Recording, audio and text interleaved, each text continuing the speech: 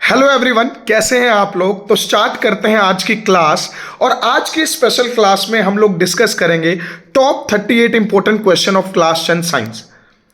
अगर आप इस चैनल पर नए हैं तो चैनल को सब्सक्राइब करें और शेयर करें अपने फ्रेंड्स के साथ, ताकि उनकी एग्जाम प्रिपरेशन जर्नी भी इजी हो सके।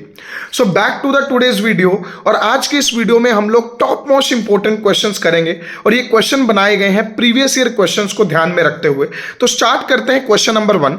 क्वेश्चन नंबर 1 में आपके पास गिवन है mention one application of magnifying glass और लेंस। आपको पता है मैग्नीफाइंग ग्लास और मैग्नीफाइंग लेंस में कॉन्वेक्स लेंस यूज होता है, क्योंकि कॉन्वेक्स लेंस के पास ही पावर है कि वो ऑब्जेक्ट को एनलार्ज करके प्रेजेंट कर सके। तो अगर आप मैग्नीफाइंग ग्लास की एप्लीकेशन देखेंगे तो पाम रीडिंग में इसका इंपॉर्टेंट रोल है, या फिर आप इसकी एप्लीकेशन देख सकते हैं जब भी आपको किसी ऑब्जेक्ट को मैग्नीफाई करके देखना है। कई साइंटिस्ट भी इसको यूज करते हैं, माइक्रोस्कोप में भी इवन ये यूज होता है।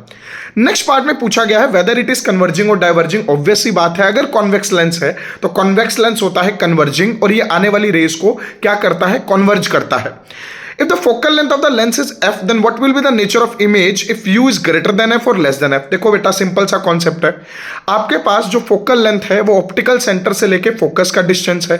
अगर ऑब्जेक्ट डिस्टेंस फोकल लेंथ से कम होगी, मतलब ऑब्जेक्ट आपने ऑप्टिकल सेंटर और फोकस के बीच में रखा है, तो इमेज बनेगी वर्चुअल, इरेक्ट और एनलार्ज। बट अगर आप ऑब्जेक्ट डिस्टेंस को फोकल लेंथ की वैल्यू से इंक्रीज करते हो तो आपके पास इमेज का नेचर बनेगा रियल एंड इन्वर्टेड। जितने भी केसेस बनेंगे इमेज रियल इन्वर्टेड बनेगी। इट माइट बी पॉसिबल कभी इमेज एनलार्ज बने, and it might be possible कभी इमेज डिमिनिश बने। So these are the different cases of the convex lens. तो आपको कॉन्वेक्स लेंस के डिफरेंट केसेस अच्छे से पढ़ लेने हैं, क्योंकि एक क्वेश्चन आप एक्सपेक्ट कर सकते हो from the different cases of convex lens. Next question हमारे पास है ऑटो रिडक्शन ऑफ कॉपर। आपको पता है ऑटो रिडक्शन ऑफ कॉपर एक मेथड है जिससे हम कॉपर को आइसोलेट करते हैं from its ore. Auto reduction is also called a self reduction, और इसकी रिएक्शन बहुत इंपॉर्टेंट है। सामने स्क्रीन पे आपको नजर आ रही है, आपको ये रिएक्शन अपने पास पेन डाउन करनी है। वीडियो ज्यादा लंबी ना करते हुए अगले क्वेश्चन की तरफ बढ़ते हैं। Two wires of length 20 and 40 centimeter are connected with a battery of 40 volt one by one, in which wire more current will be flowing and define 1 ohm। बहुत सारे क्वेश्चन कंबाइंड है, बारी बारी से क्वेश्चन की तरफ चलते हैं। कि दो वायर्स हैं, एक की लेंथ है 20 सेंटीमीटर, एक की लेंथ है 40 सेंटीमीटर। इसको एक बैटरी के साथ कनेक्ट किया, किसमें करंट ज्यादा फ्लो करेगा? क्या आपको एक छोटा सा कॉन्सेप्ट पता है? R is equal to rho L by A. हम सबको पता है कि रेजिस्टेंस और लेंथ का एक रिलेशन है। जितनी लेंथ लंबी होगी उतना रेजिस्टेंस भी ज्यादा होगा, और जितना रेजिस्टेंस ज्यादा होगा उतना करंट भी कम होगा। मुझे नहीं लगता इससे ज्यादा आपको जानने की जरूरत है। तो जिस भी वायर की लेंथ लंबी होगी उसके अंदर रेजिस्टेंस ज्यादा होगा, विच मींस उसके अंदर करंट की वैल्यू उतनी ही कम होगी। नेक्स्ट इसी में दे रखा है डिफाइन 1 ओम। 1 ओम एक सर्किट का वो रेजिस्टेंस है जब एक सर्किट के अंदर 1 वोल्ट की बैटरी कनेक्टेड हो और उसमें 1 एम्पेयर का करंट फ्लो कर रहा हो। अगर डेफिनेशन की बात करें, 1 ohm is that resistance when 1 volt of battery is connected to a circuit and 1 ampere of current is flowing through it। आप कैसे भी मोल्ड करके इसकी डेफिनेशन को लिख सकते हो, but very very important previous year question. तो बढ़ते हैं अगले क्वेश्चन की तरफ। A white powder P used in marking sports track mix with water to produce Q along with. देखो ये क्वेश्चन आपकी स्क्रीन पे शो हो रहा है। इस क्वेश्चन को अगर आप ध्यान से समझेंगे तो स्पोर्ट्स ट्रैक को मार्क करने के लिए हम यूज करते हैं क्विक लाइम। कैल्शियम ऑक्साइड का यूज किया जाता है स्पोर्ट्स ट्रैक की मार्किंग के लिए। और जब हम कैल्शियम ऑक्साइड को वाटर से रिएक्ट करते हैं तो बनता है कैल्शियम हाइड्रोक्साइड, जिसको आप लाइम वाटर भी बोलते हो। तो क्विक लाइम CaO वाटर के साथ रिएक्ट किया तो बना CaOH ट्वाइस, और जो CaOH ट्वाइस बना, अगर इसमें से हम CO2 पास करेंगे तो CO2 के पास करने से इसका कलर हो जाता है milky, because you know that CO2 turns lime water milky. Next part में क्या पूछ रखा है? Gas G is a major component of green house gases. बेटा ग्रीन हाउस गैसेज आपको पता है बहुत सारी गैसेज हैं जो ग्रीन हाउस इफेक्ट करती हैं, और carbon dioxide CO2 major gas है, और इसका इस क्वेश्चन में भी रोल है। तो आप आइडेंटिफाई कर लेंगे कि गैस की बात है CO2। Identify PQRG along with the reactions involve. तो सारी रिएक्शंस आप अपनी कॉपी में लिख लेंगे, और क्या है P, क्या है Q, क्या है R, ये सारी की सारी एलिमेंट्स, ये सारे के सारे एंटिटीज आप मेंशन करेंगे अपने नोटबुक्स में। Next question, name the protein enzyme hormone secreted from thyroid gland. बहुत सिंपल है बेटा, थायराइड ग्लैंड प्रोड्यूस करता है थायरोक्सिन नाम का प्रोटीन, और थायरोक्सिन कंट्रोल करता है हमारी बॉडी के मेटाबॉलिज्म को। सेलिवरी ग्लैंड प्रोड्यूस सलाइवा, और सलाइवा के अंदर होता है सेलिवरी अमाइलेज, जिसका काम होता है स्टार्च को कन्वर्ट करना सिंपल शुगर में। आपने एक क्वेश्चन भी सुना होगा कि जब हम किसी फूड को, राइस को बहुत बार च्यू करते हैं, चबाते हैं, तो वो स्वीट क्यों लगता है? बिकॉज जो सेलिवरी अमाइलेज है हमारे सलाइवा में, वो कन्वर्ट करेगा स्टार्च को माल्टोज में, जिसकी वजह से आपको स्वीटनेस फील होती है। नेक्स्ट है fight and flight gland. Adrenal gland की बात हो रही है, और एड्रिनल ग्लैंड प्रोड्यूस करता है एड्रेनलिन हार्मोन, और जब भी आपकी कोई फाइट होती है या आपको इंस्टेंट एनर्जी चाहिए होती है, तो इंस्टेंट एनर्जी आपको मिलती है इसी हार्मोन से। ये पूरी बॉडी के अंदर बेटा स्प्रेड होता है और आपकी बॉडी के डिफरेंट पार्ट्स में सडन एनर्जी रश को प्रमोट करता है। Next one, hypothalamus and pancreas. Hypothalamus is the master of the master gland. ये सिक्रीट करता है बहुत सारे रिलीजिंग और बहुत सारे इनहिबिटिंग हार्मोन। ये प्रोड्यूस करता है कुछ ऐसे हार्मोन जो पिट्यूटरी को प्रमोट करते हैं, और ये प्रोड्यूस करता है कुछ ऐसे हार्मोन जो पिट्यूटरी को इनहिबिट करते हैं किसी भी चीज के रिलीज के लिए, जैसे growth hormone releasing hormone and growth hormone inhibiting hormone. Next है पैनक्रियास। पैनक्रियास के काम आपको पता ही है, डुअल ग्लैंड है। ये प्रोड्यूस करता है इंसुलिन एंड ग्लूकागोन, जिसका काम है कंट्रोल करना ब्लड के शुगर लेवल को, और साथ में पैनक्रियास प्रोड्यूस करता है पैनक्रियाटिक जूसेस, और उसका फंक्शन आप मुझे कमेंट सेक्शन में लिख के बताएंगे that what is the function of pancreatic juices. तो स्टार्ट करते हैं अगला question. These are the values of the pH which is given 4.5, 1.2, 7.8, 6.3, 4.2, 13.4 and so on. आपको decreasing OH negative ion concentration में अरेंज करना है। सिंपल सी बात, जब भी आपके पास डिक्रीजिंग या इंक्रीजिंग का क्वेश्चन आएगा, बी केयरफुल।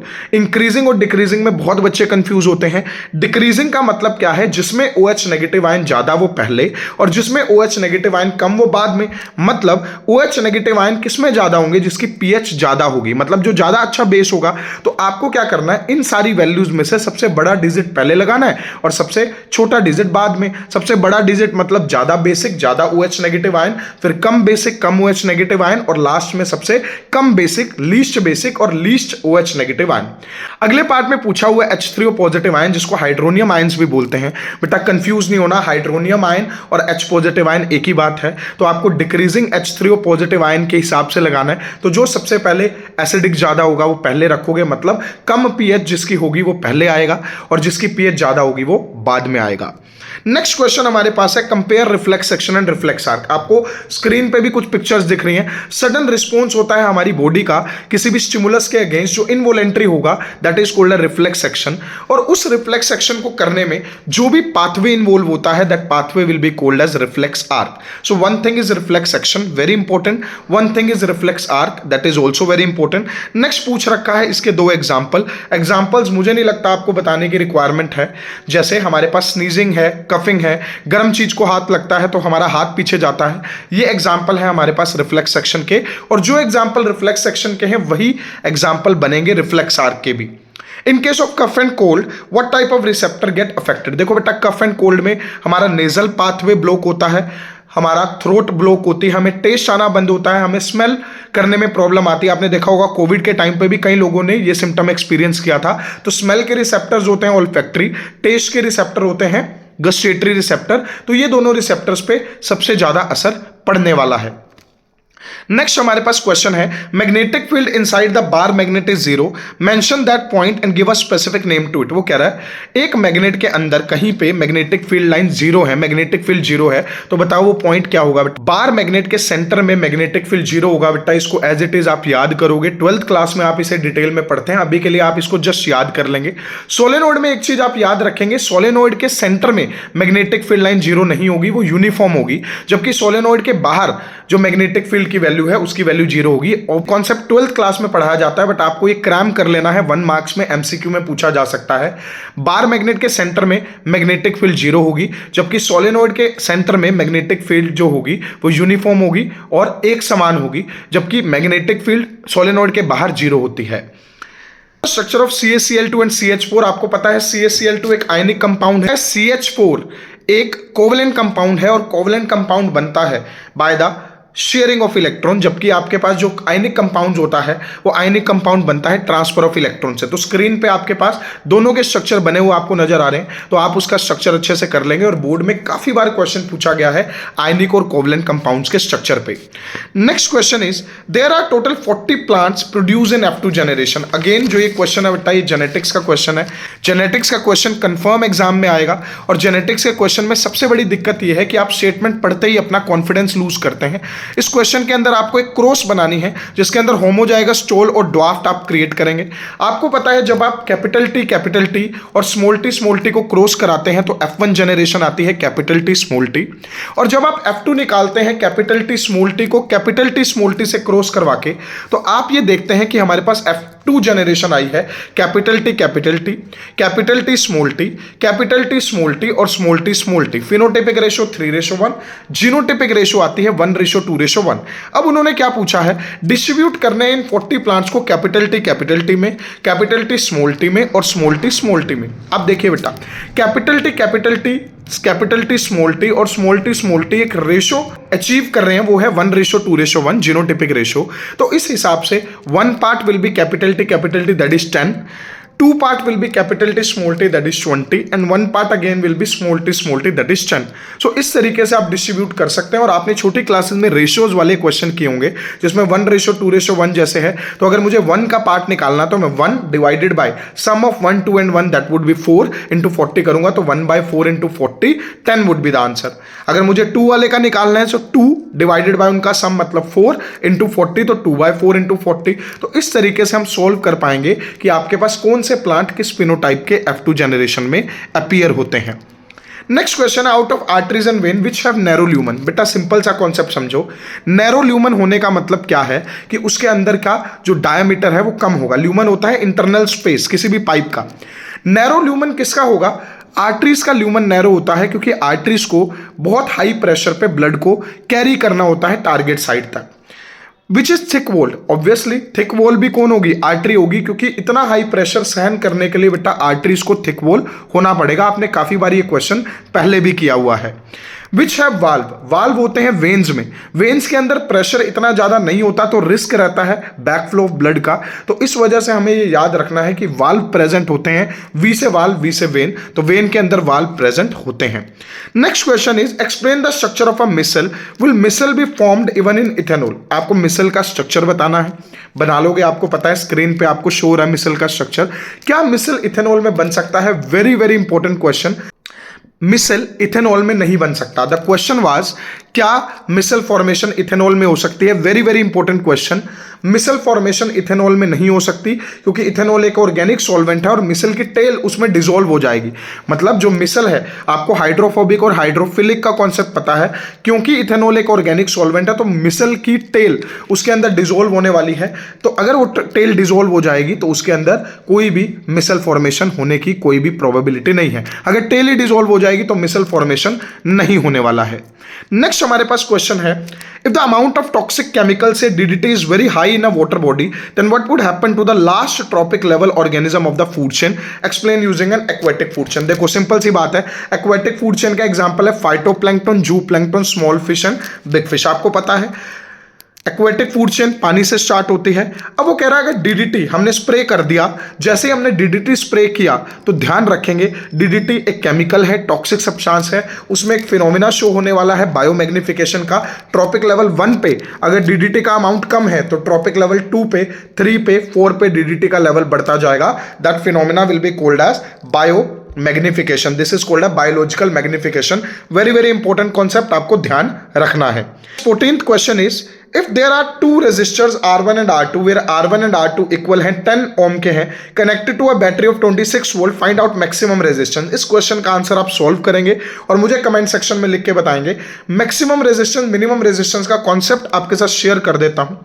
मैक्सिमम रेजिस्टेंस तब जनरेट होगा जब करंट मिनिमम होगा।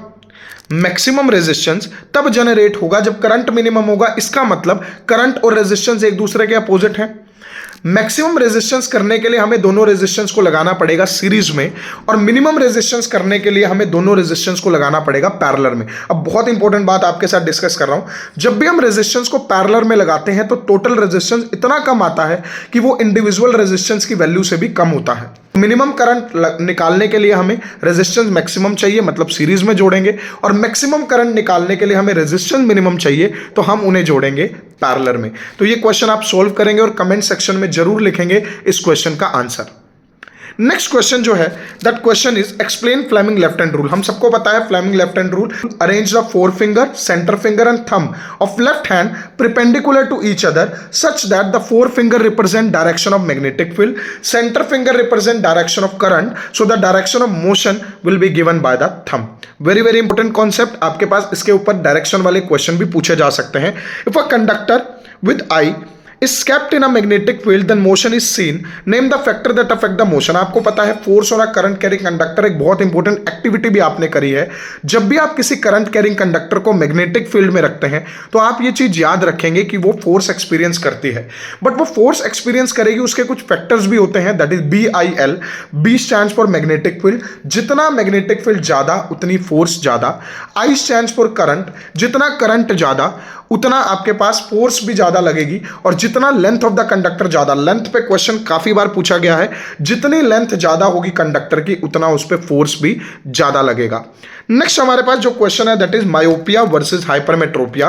कंपैरिजन आपको करना है मायोपिया और हाइपरमेट्रोपिया का। बहुत सिंपल सा कंपैरिजन है। मायोपिया में पर्सन को दूर के ऑब्जेक्ट दिखने बंद हो जाते हैं, जबकि नजदीक के ऑब्जेक्ट देखने में कोई प्रॉब्लम नहीं आती, तभी इसको शॉर्ट साइडनेस भी बोलते हैं या नियर साइडनेस भी बोलते हैं। जबकि हाइपरमेट्रोपिया में पर्सन को पास का क्लियर नहीं दिखता और दूर का क्लियर दिखता है, तो उसको लॉन्ग साइडनेस और फार साइडनेस बोलते हैं। डिफरेंस काफी बार हमने कर रखा है, आप इसका डिफरेंस इजीली कर पाएंगे। कॉन्वेक्स लेंस यूज होता है हाइपरमेट्रोपिया में, कॉनकेव लेंस यूज होता है मायोपिया में। और मायोपिया और हाइपरमेट्रोपिया में आप ये भी मेंशन करेंगे कि इमेज रेटिना के पहले बन रही है, रेटिना के बाद बन रही है, तो ये सारे पॉइंट आप मेंशन करेंगे अलोंग विद द रे diagram. If the far point of a person is 95 centimeter, then find out the power of the lens must be used to treat. Very very important. अगर question में far point given हो तो याद रखेंगे ये question है myopia का, और मायोपिया वाले केस में जो भी फार पॉइंट गिवन होगा दैट वुड बी V, और आपका जो U वैल्यू होगी वो U वैल्यू होगी इन्फिनिटी। मतलब आप इन्फिनिटी पे रखे हुए ऑब्जेक्ट की इमेज बनाना चाह रहे हो पर्सन के फार पॉइंट पे, सो V would be the far point. Negative में हम लेंगे दोनों वैल्यूज को, सोल्व करोगे आंसर आ जाएगा 1/V minus 1/U is equal 1/F लगा के आप वैल्यू निकालेंगे फोकल लेंथ, और उसके बाद पावर निकालना तो आपको आता ही है। F निकालने के लिए फॉर्मूला लगेगा P is equal to 1/F। Next question जो हमारे पास है that question is refractive index question. बहुत इंपॉर्टेंट क्वेश्चन एग्जाम में आपके पास आ सकता है बेटा। रिफ्रैक्टिव इंडेक्स अगर आपके पास गिवन हो तो आपको समझ जाना है, जितना रिफ्रैक्टिव इंडेक्स ज्यादा उतना मीडियम डेंसर। इस बेसिस पे आपसे ये पूछ लिया जाएगा कि मीडियम डेंसर है या rarer. Arrange these refractive index in order of decreasing velocity of light. अब एक स्टेप ऊपर, जितना रिफ्रैक्टिव इंडेक्स ज्यादा उतना मीडियम डेंसर, उतनी वेलोसिटी ऑफ लाइट कम। मतलब जितनी वैल्यू ज्यादा होगी 5, 6, 7 रिफ्रैक्टिव इंडेक्स की, उतनी उसमें वेलोसिटी ऑफ लाइट कम होगी। तो आपको अरेंज करना है डिक्रीजिंग वेलोसिटी ऑफ लाइट, मतलब वेलोसिटी ऑफ लाइट सबसे ज्यादा किस में होगी वो पहले, सबसे कम किस में होगी वो बाद में, और वेलोसिटी ऑफ लाइट सबसे ज्यादा होगी जिसका रिफ्रैक्टिव इंडेक्स सबसे कम होगा। तो सबसे छोटा डिजिट पहले आएगा और सबसे बड़ा डिजिट बाद में। Next question, define oxidising agent, give 2 examples of it. आपको ऑक्सीडाइजिंग एजेंट के बारे में पता होना चाहिए। What are oxidising agent? ये वो कंपाउंड्स होते हैं जो किसी भी चीज को ऑक्सीडाइज कर देते हैं, किसी भी कंपाउंड को ऑक्सीडाइज करते हैं। एग्जांपल है इसका KMnO4, K2Cr2O7। KMnO4 आपको पता है potassium permanganate, K2Cr2O7 potassium dichromate. और एक और एसिड है जो बहुत अच्छा ऑक्सीडाइजिंग एजेंट होता है, कमेंट सेक्शन में मुझे जरूर बताएंगे। और मेटल एंड नॉन मेटल में एक बहुत ही अच्छी एक्सेप्शन आपने इसकी पड़ी हुई है। Next question is all about the hetero atoms. Hetero atoms क्या है? हिट्रो एटम्स वो एटम्स होते हैं जो कार्बन और हाइड्रोजन एटम के अलावा कोई एटम प्रेजेंट होता है किसी भी कंपाउंड में। जैसे अगर आपके पास कोई कंपाउंड है, उसके अंदर CH3, CH2, CH2Cl है, तो क्लोरीन इसमें हिट्रो एटम्स होगा। जैसे ब्रोमीन है, क्लोरीन है, ये सारे के सारे एटम्स हिट्रो एटम कहलाएंगे। इवन ऑक्सीजन भी कार्बन और हाइड्रोजन के अलावा जो भी एटम प्रेजेंट होता है that atom is called as hetero atom. तो आपको आइडेंटिफाई करने के लिए एग्जाम में पूछा जा सकता है। आपके पास है complete the reaction CH3 CH2 CH2 CH2OH। जब आप इसकी डिहाइड्रेशन करेंगे 443 केल्विन पे, तो आपको पता है डिहाइड्रेशन में अल्कोहल से एल्कीन बनता है। मतलब यहां पे अगर आपके पास ब्यूटेनॉल है तो ब्यूटीन बनेगा, मतलब CH3 CH2 CH double bond CH2। Similarly CH3 CH2OH में KMnO4 और K2Cr2O7 डाला, जो कि एक ऑक्सीडाइजिंग एजेंट है और ये ऑक्सीडाइज होगा, और ऑक्सीडाइज होने के बाद जो इथेनॉल है वो कन्वर्ट होगा इथेनोइक एसिड में, which means the product would be CH3COOH, CH3CH double bond CH2, that is part number 3rd। इसकी हम लोग क्या करवा रहे हैं, इसमें हम एडिशन करवा रहे हैं हाइड्रोजन के इन द प्रेजेंस ऑफ निकल। निकल पे बहुत इंपॉर्टेंट क्वेश्चन बनता है, निकल इसमें कैटलिस्ट का रोल प्ले करेगा, और एडिशन होने के बाद यहां पे हमारे पास फॉर्मेशन होगी अल्कीन से alkane formation, which means alkane will be form. CH3CH double bond CH2 से हमारे पास बनेगा CH3CH2CH3 which is propane. So propene को प्रोपेन में कन्वर्ट करना हो तो हम यूज करेंगे एडिशन रिएक्शन। नेक्स्ट है हमारे पास बेंजीन रिंग, और बेंजीन रिंग में ऑक्सीजन डाल के उसकी अगर हमने ऑक्सीडेशन करी तो ऑक्सीडेशन करने पे हमें पता है कि product always will be formed, that is CO2 and H2O। Product हमें CO2 एंड H2O मिलेगा, that is a rule of basic rule of combination reaction. Next question हमारे पास है convert the following. Quick lime को हमने calcium bicarbonate में convert करना है। देखो क्विक लाइम होता है CaO और कैल्शियम बाइकार्बोनेट होता है CaHCO3 होल ट्वाइस। अगर हमें इसकी कन्वर्जन करनी है तो हमें बहुत सारी रिएक्शन इसके अंदर लिखनी पड़ेंगी। सबसे पहले आप क्विक लाइम को कन्वर्ट करेंगे स्लेक लाइम में वाटर ऐड करके, फिर स्लेक लाइम में CO2 ऐड करेंगे और उसको कन्वर्ट करेंगे लाइमस्टोन में, दैट इज CaCO3, और फिर लाइमस्टोन के अंदर जब आप पास करेंगे CO2 एक्सेस में, then it would be converted into CaHCO3 whole twice, या जिसे आप कैल्शियम हाइड्रोजन कार्बोनेट भी कह सकते हैं। आपने एक क्वेश्चन किया था that CO2 turn lime water milky but milkiness disappear after some time, तो ये क्वेश्चन उसी से ही मिलता जुलता है। Next question, how chromosome number get restored in zygote. देखिए सिंपल सा कॉन्सेप्ट है, पेरेंट्स के अंदर क्रोमोसोम नंबर डबल होते हैं, बट जब भी उनके गैमेट्स बनते हैं स्पर्म और एग, तो क्रोमोसोम नंबर हो जाते हैं half due to a concept called as meiosis. और जब क्रोमोसोम नंबर हाफ होंगे और वो इन फ्यूचर फर्टिलाइज करके मिलेंगे तो क्रोमोसोम नंबर ऑलरेडी रीस्टोर हो जाएंगे। जब क्रोमोसोम नंबर हाफ हो चुके हैं, जब वो फर्टिलाइज करके जाइगोट बनाएंगे तो जाइगोट में ऑब्वियसली क्रोमोसोम नंबर रिस्टोर हो जाएंगे, तो 46 पेरेंट्स में स्पर्म और एग बनेंगे। जब वो आपस में फ्यूज करेंगे तो फाइनली जो जाइगोट बनेगा उस जाइगोट में क्रोमोसोम नंबर फिर से क्या हो जाएंगे, 46। नेक्स्ट हमारे पास क्वेश्चन है out of series and parallel combination which is preferred in house hold circuit. देखिए बेटा सीरीज और पैरेलल में से parallel combination is very very important. हम घरों में पैरेलल कॉम्बिनेशन यूज करते हैं क्योंकि एक अप्लायंस के खराब होने से उसका असर किसी दूसरे अप्लायंस पर नहीं पड़ेगा। दूसरा, एक अप्लायंस को जितनी वोल्टेज मिल रही है उतनी ही वोल्टेज बाकी अप्लायंस को मिलेगी। सीरीज में प्रॉब्लम होती है, हर एक अप्लायंस को इक्वल वोल्टेज नहीं मिलती, और हमारी रिक्वायरमेंट है कि हर अप्लायंस को इक्वल वोल्टेज मिले। हर अप्लायंस को सेपरेट स्विचेस मिलने वाले हैं, आप किसी भी अप्लायंस को सेपरेटली ऑन या ऑफ कर पाएंगे। तो आपके पास हाउस होल्ड सर्किट में अगर कनेक्शन पैरेलल है तो ही बेटर होगा। तो सीरीज और पैरेलल पे आपको क्वेश्चन मिल सकता है कि out of series and parallel combination which is better and why. Next question है define the term implantation, fertilisation, parturition and cross pollination. Implantation, आपको स्क्रीन पे पिक्चर दिख रही है, जब भी एम्ब्रियो मदर की वॉल के साथ, यूट्रस की वॉल के साथ स्टिक करता है, that is called as implantation. Fertilisation is the fusion of male and female gamete. आपको पता है male gamete is sperm, sperm get fuse with egg, और जब एग और स्पर्म आपस में फ्यूज करते हैं that is called as fertilisation. Parturition, delivery का बेटा दूसरा नेम है parturition. When the 9 month journey get completed then the foetus is expelled out from the female body, that is called a parturition. And cross pollination का मतलब क्या है, जब pollen grain anther to stigma transfer करें but anther और stigma different flowers हों, मतलब different flowers के एंथर और स्टिग्मा में हो, मतलब एक फ्लावर यहां है तो दूसरा फ्लावर उससे काफी दूर हो, that is called as cross pollination. What is the color of ferrous sulfate and copper sulfate crystal? Ferrous sulphate और कॉपर सल्फेट क्रिस्टल्स का क्या कलर होता है? देखिए ferrous sulphate crystal formalise FeSO4.7H2O, उसका कलर होगा green. CuSO4.5H2O will be the formula of copper sulphate और उसका कलर होता है ब्लू। जब भी आप इसे हीट करते हैं तो जो वाटर ऑफ क्रिस्टलाइजेशन है वो रिमूव हो जाता है और इसका कलर हो जाता है चेंज। इस पे एक्टिविटी भी काफी इंपॉर्टेंट आ सकती है पेपर में कि जब हाइड्रेटेड सोल्ट को आप हीट करते हैं तो क्या होता है, और जैसे ही आपने हाइड्रेटेड सोल्ट को हीट किया तो कलर कैसे चेंज होगा, और अगर आप वापस से उसमें कलर लाना चाहते हैं तो आप क्या करेंगे। तो ये एक एक्टिविटी इंपॉर्टेंट है, आपको पता होनी चाहिए। Next question is very important, what is the basic filtration unit of kidney. आपको पता है बेसिक फिल्ट्रेशन यूनिट है नेफ्रॉन, उसका डायग्राम आ सकता है, आप बना देंगे। अगले क्वेश्चन में पूछा हुआ है draw the diagram of human respiratory और एक्सक्रीटरी सिस्टम।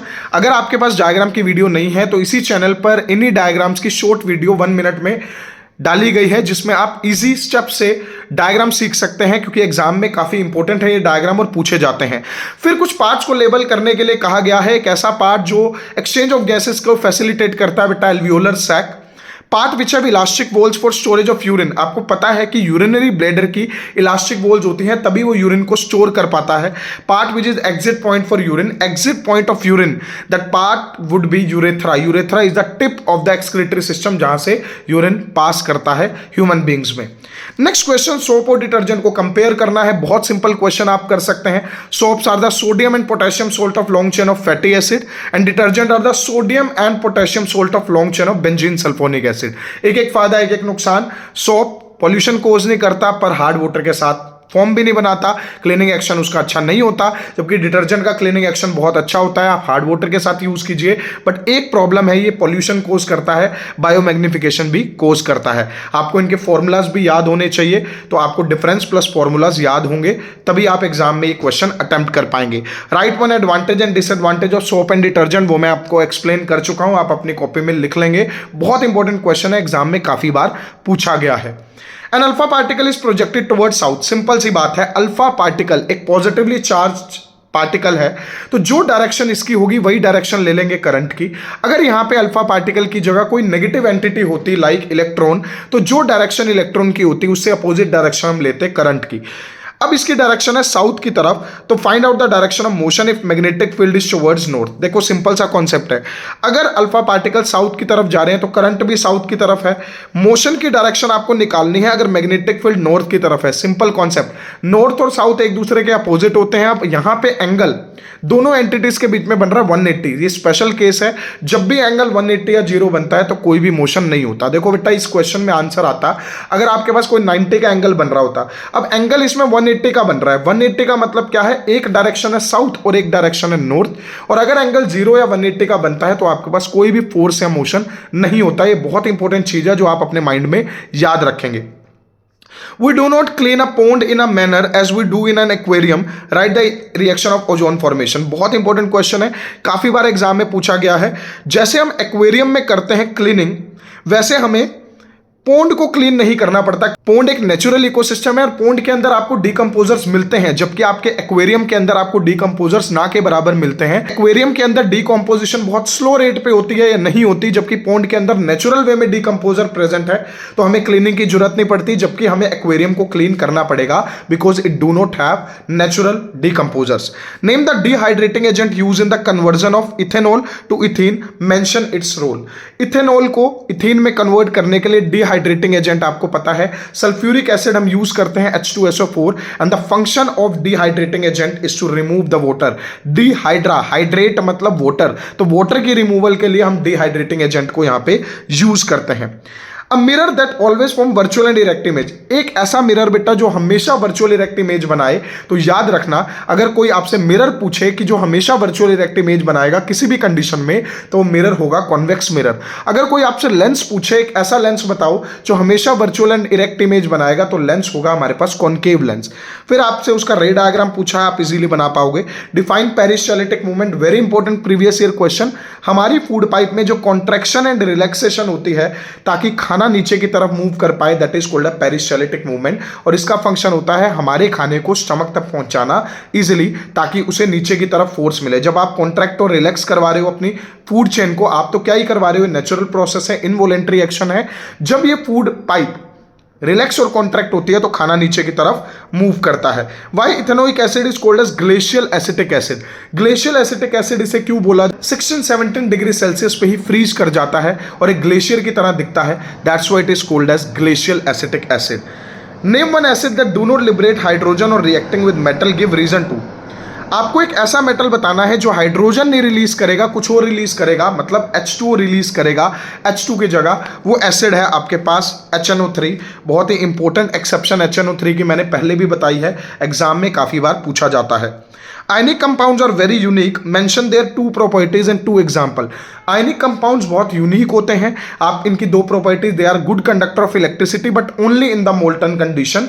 सॉलिड स्टेट में गुड कंडक्टर ऑफ इलेक्ट्रिसिटी नहीं होते और इनके अंदर फोर्स ऑफ अट्रैक्शन बहुत स्ट्रॉन्ग होती है और इसी की वजह से क्रिस्टलाइन सॉलिड भी होते हैं। एग्जाम्पल NaCl, नमक। What are products of anaerobic respiration? Lactic acid होता है, इथेनॉल होता है हमारी मसल्स में। जब हम एनारोबिक रेस्पिरेशन करते हैं तो हमारी मसल्स में कई बार पेन होती है, लैक्टिक एसिड क्रिएट होता है और lactic acid painful sensation create करता है, मसल क्रैम्प्स क्रिएट करता है। और इथेनॉल आपको पता है अल्कोहलिक बेवरेजेस में इथेनॉल बनाने वाली जो कंपनीज हैं वो जानबूझ के फर्मेंटेशन करवाती हैं, एनारोबिक रेस्पिरेशन करवाती हैं ताकि ज़्यादा से ज़्यादा इथेनॉल प्रोडक्शन हो पाए। Respiratory pigment in human being, ये आप कमेंट सेक्शन में जरूर लिखेंगे कि ह्यूमन बीइंग के अंदर रेस्पिरेटरी पिगमेंट कौन सा है जो ऑक्सीजन कैरी करता है। हिंट भी दे दिया, आप इसे कमेंट सेक्शन में जरूर लिखेंगे। Ammonia structure can be explained bye, ammonia का स्ट्रक्चर आपको पता होना चाहिए बेटा। अमोनिया के अंदर नाइट्रोजन के पास 5 इलेक्ट्रॉन्स हैं और ये 5 इलेक्ट्रॉन्स 3 बॉन्ड बनाते हैं हाइड्रोजन के साथ। नाइट्रोजन का ऑक्टेट कंप्लीट होता है शेयरिंग से, हाइड्रोजन के 2 इलेक्ट्रॉन पूरे हो जाते हैं शेयरिंग से और एक पेयर ऑफ इलेक्ट्रॉन वहां पे बचा रह जाता है। तो ये आपके पास अमोनिया का स्ट्रक्चर बहुत इंपॉर्टेंट है। तो बेटा ये आपके पास कुछ इंपॉर्टेंट क्वेश्चन थे, काफी मेहनत लगती है इन वीडियोस को बनाने में। अगर आपको ये वीडियो अच्छी लगी हो तो इस वीडियो को लाइक करें, शेयर करें और स्प्रेड करें जितना मैक्सिमम हो सके, क्योंकि अच्छी चीजें जब भी हम स्प्रेड करते हैं so we experience miracles. Good luck and पढ़ ले भाई।